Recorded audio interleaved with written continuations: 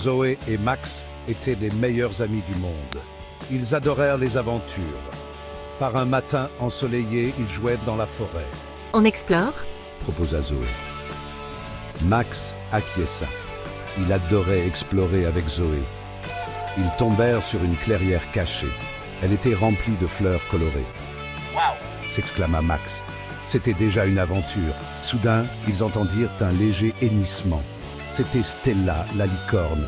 Stella était leur amie magique. Elle avait une corne argentée étincelante. Stella semblait inquiète. Zoé, Max, j'ai besoin de votre aide. Zoé et Max écoutèrent attentivement. Ils étaient toujours prêts à aider un ami, surtout une amie licorne. Stella leur parla d'un lac magique. Il était en danger. Le lac s'appelle Eau chatoyante. Ses eaux changent de couleur. Mais voilà, quelque chose ne va pas. Les couleurs s'estompent. Zoé et Max étaient inquiets. Ils adoraient les choses colorées. Stella leur donna une perle magique. Cela vous permettra de respirer sous l'eau. Soyez prudents, mes amis. Zoé mit la perle dans sa poche. Merci, Stella. Max et Zoé partirent à la recherche des eaux chatoyantes. Ils suivirent les indications de Stella. Ils traversèrent la forêt. Ils grimpèrent une colline rocailleuse. Finalement, ils le virent.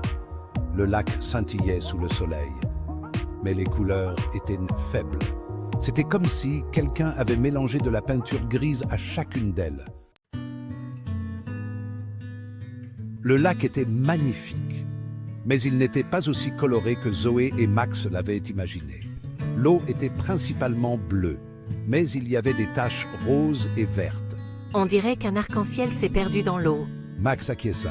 On doit découvrir ce qui ne va pas. Soudain, ils entendirent un plouf. 3 petits visages émergèrent de l'eau.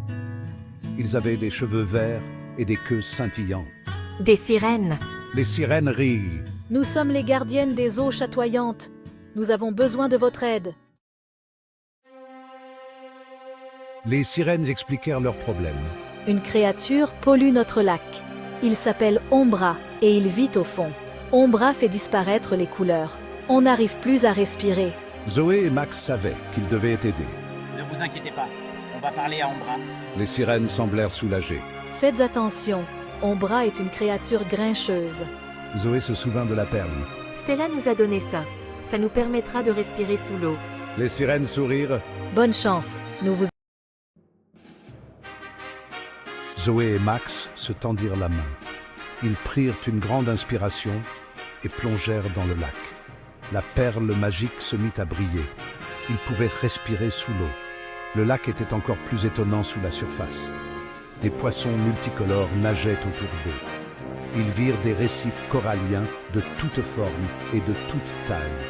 Un banc de poissons argentés passa devant eux, scintillant comme de minuscules étoiles. Un hippocampe géant leur fit un clin d'œil de son gros œil rond. C'est incroyable. Mais ils ne pouvaient pas oublier leur mission. Ils devaient trouver Ombra et sauver les eaux chatoyantes. Finalement, ils atteignirent le fond du lac. Il était sombre et trouble. Ils virent une pieuvre géante cachée dans une grotte. Ils jetaient des déchets partout. Ça doit être Ombra. Ils s'approchèrent en nageant. Bonjour Ombra, on est amis avec les sirènes. Ombra grommela. Allez-vous-en. Vous ne voyez pas que je suis occupé?